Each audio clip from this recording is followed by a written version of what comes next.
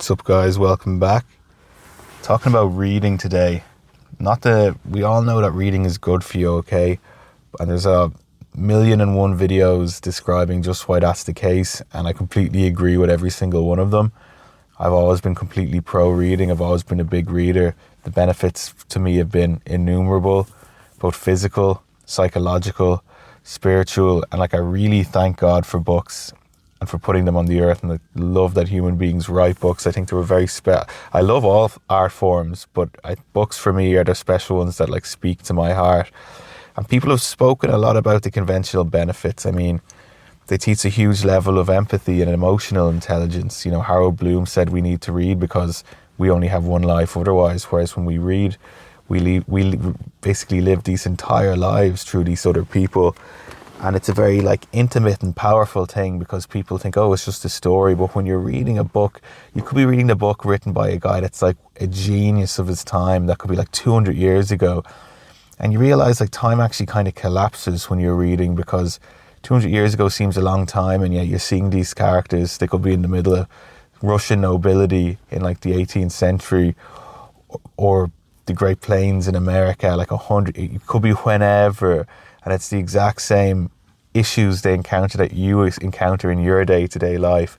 It's better than philosophy, better than an education, reading a book. It's incredible, the richness it gives you. And people will concern themselves a lot with reading and think there's a barrier to entry. The only barrier to entry is if you are blessed or have been fortunate enough to have the ability to read. You've been taught how to read. Once you do that, you just move your eyes over the page and the magic happens. It all goes in. You don't need to remember every single character. You don't need to understand every single line, especially for really old books. Feel free to spoil yourself. Read the Wikipedia before, just so you have a bit more sense of what's going on, because they are hard to follow. But guess what? Just because they're hard to follow doesn't mean you don't get all the benefits from reading the thing through the first time. And then if you really want to go deeper on it, read the thing again. It'll be a completely different experience the second time. Just read your eyes over the page a certain amount of time every day, and you will reap all the beautiful rewards that reading has to offer you. That's just a side note on that, But then the other benefits people talk about, they talk about how it's exercise for your brain. Cal Newport, now he'd be coming at it from a real kind of productivity kind of tip. And I don't necessarily like to equate reading with this kind of grind set productivity mindset.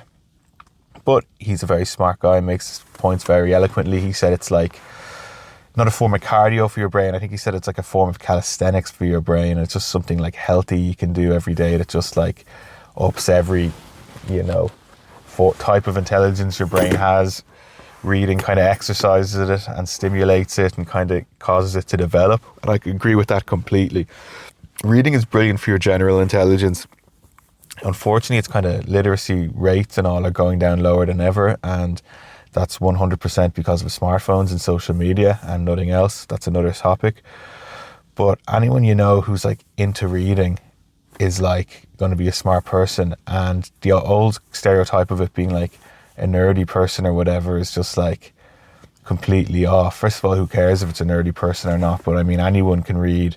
It doesn't matter what your style, what your background, and you will be a more developed person for it. In fact, a lot of the issues we're running into today, if more people read even, say, a handful of decent books, they'd already spot the con, they'd spot the bullshit, they'd spot the cookie cutterness of the issue they're getting all wrapped up in, But they don't read, and then they don't. You can be 40 years old and still being a fucking child, because you've never read books, You'll just read whatever slop people tell you to eat, which is not good, And of course, in our modern day of age, where people's attention spans are so out of whack because of smartphones and social media, this art of engaging with something for a more prolonged length of time, there's a real part of your body, of your soul, that requires that. And reading is a perfect vehicle for engaging with that. People say meditation is. Now, as I've spoken on this channel before, I have my doubts and suspicions and fears about meditation. Doesn't suit me. You can check that video if you wanted to hear me talk about that. But for me, I guess reading, I'm not going to call it a form of meditation, but gives me all the benefits and more of what meditation is said to provide to people. This kind of patience, this cosmic understanding of the world, this feeling of relaxation and centeredness. It's just a brilliant hobby, and it's something people should do every single day, in my opinion. You know, it's the most enriching thing you can do for your brain. And like, there's a great old quote, I don't know who it's from, but it's like, someone who doesn't read is no different to someone who can't read. And think of it like how much amazing innovation has gone into the fact we even have a written language and how our brains develop around that fact. I mean, you know, like the Piaget spoke about like the center of the child's brain that deals with languages is at like a level of complexity and development by like age 2 that most of the other parts of his or her brain don't really reach until like their adolescence. Like, that's how fundamental communication is to us as a species, and right down deep into our physiology and our biology and our psyche. And I mean, reading is the perfect, most beautiful form of communication. I mean, you can be connecting with a guy who died 200 years ago that's a genius through the books he read. It's the most nourishing, incredible experience ever. And we live in a time where you can get any book in the world for cheap, wherever you want. Get a Kindle, you can buy them cheap. You can download them from Internet Archive or wherever, or just buy them on Amazon, buy them in your local bookshop, do whatever. We live in a time where we have so much like resources at our fingertips. It's like a miracle. People would have gone to war for it like 100, 200 years ago. And of course, like anything we like that, we take it for granted. But I'm encouraging you, tip away a little bit every day, and you won't even know what it'll do for you. But actually, believe it or not, I've gone on a bit of a tangent there. The real purpose of this video is I wanted to kind of dwell on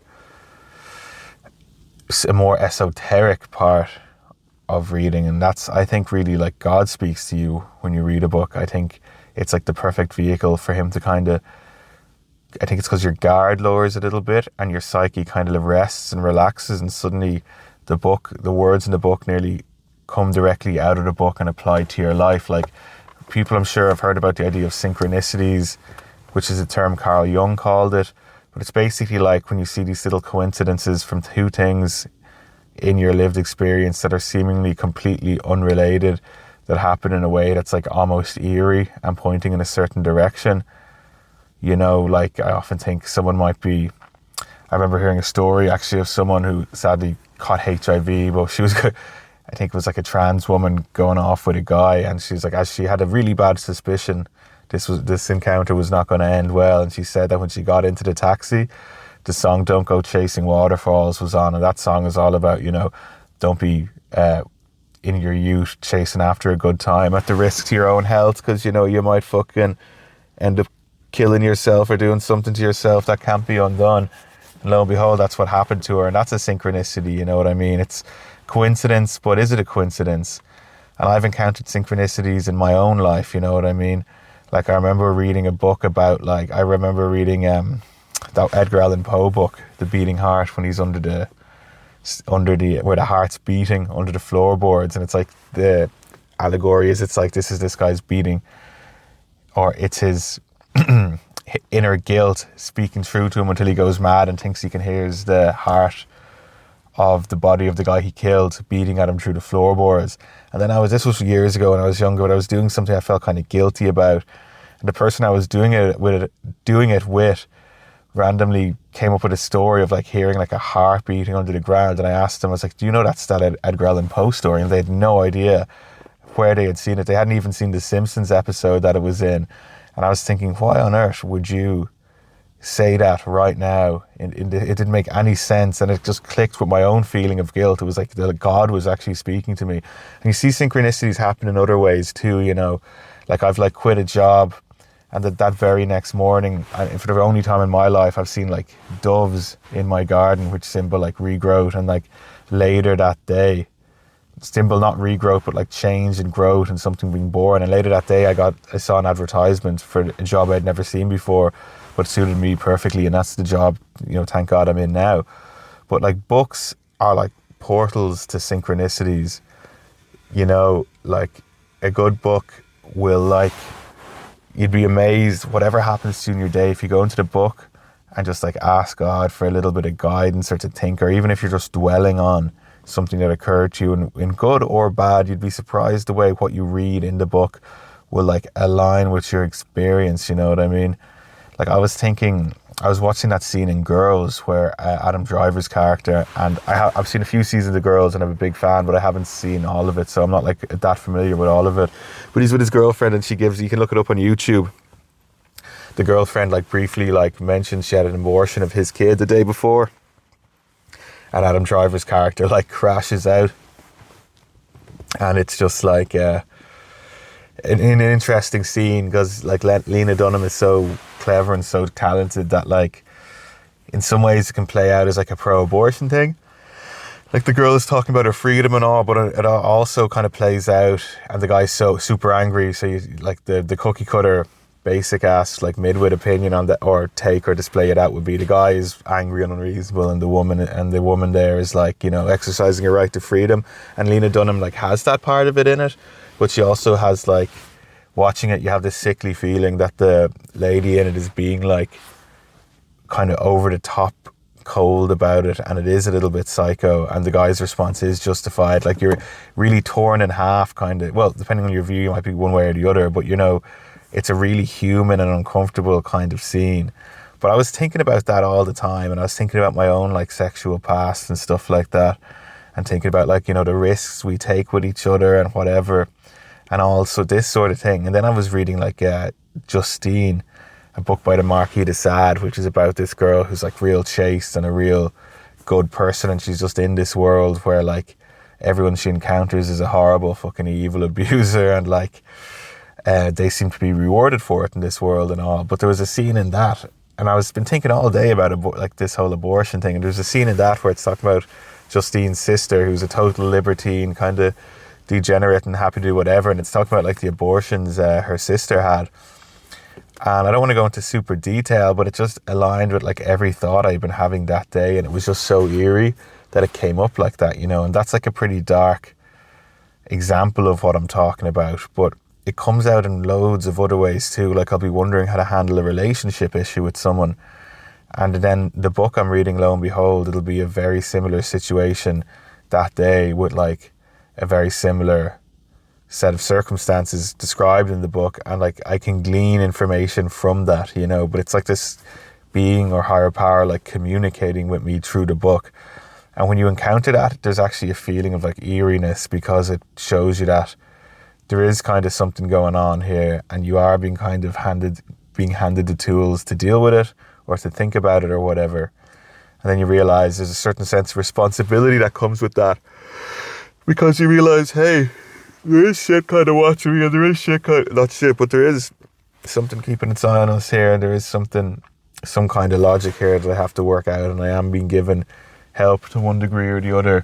And it's kind of a creepy feeling, but books really, really have that in them. They have that ability to kind of speak to you through the book. And look, any art form, anything in the world can do this, but I just find every single day you will be amazed at the knowledge and insight you gain from books that applies directly to what's happening in your life right that moment. And I know they say like a brain, when it's searching for something, will end up finding it. Like they talk about that, what is it, pareidolia or something, where your brain is so wired to seek out faces in the dark that it will often see a shape that like looks like a face that isn't. And that happens with a lot of things, I think. But I think that's like a beautiful, nearly magical tool. Like actually Jordan Peterson, who I've mixed feelings on, spoke about that really well, where he said there's so much information going on in the world that like to even function, we have to basically strip it down to a very narrow focus point. And that means actually, depending on what we focus on, we end up seeing and noticing the elements of the world that relate to that fundamental vision of ours. So, you know, if you're focusing on something good, you'll start to see the little good things that are helpful, you know, towards your attainment to that goal. They'll kind of come into your life almost like magic, you know what I mean? Like they're always there waiting to happen, and it's completely out of your control, but it's amazing how it lines up. But at the same time, I've noticed like synchronicities can apply backwards the other way, where if you're doing something bad, it's nearly like you're given more opportunities to kind of spiral out, and you're given at the same time like little warning signs about like what might happen to you along the way if you keep going. You know, it's very rare in this life, I think, that you're ever in a situation where you can say, you know, I really didn't know that was the bad thing to do. If you pay enough attention, there's always a sign as to, you know, that is the bad thing to do. It just means, I guess, that when it comes down to it, we we do have a responsibility on our hands, you know. But synchronicities go both ways. I don't know quite what to make of them. I don't think they necessarily have a moral component. I don't think the synchronicity exists to...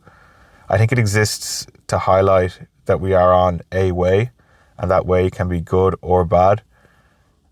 Or it can perhaps be something that leads us down a certain thought process that's helpful to us in that moment, or something that we need to think about in that moment. So I think they're more like signposts rather than declarations that we must follow. But they're signposts that are very indicative of the kind of route we're going on. And there's something all of us encounter in our day-to-day lives. And it's incredibly eerie when you start to see them. And usually the more you see them, you know, you're kind of onto a bit of a hot streak here a little bit. You know, you're onto something that's going to bear some fruit one way or another. And yeah, it's something to keep an eye out for. They are real. But I would say books are a tremendous source of them. And it's just another part of the great educational quality of books and of literature.